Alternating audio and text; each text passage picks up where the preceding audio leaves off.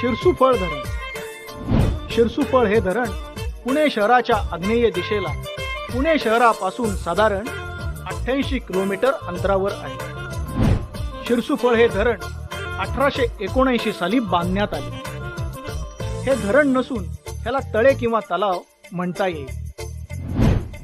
जाणाई Shirsai lift irrigation मधील शिरसाई प्रकल्पाचे पाणी या धरणात किंवा या तलावात सोडण्यात येते.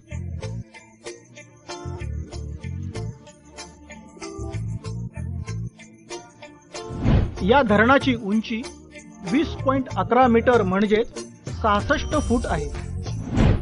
धरणाची लांबी 741 मीटर म्हणजे 2431 फूट असून या धरणाचा एकूण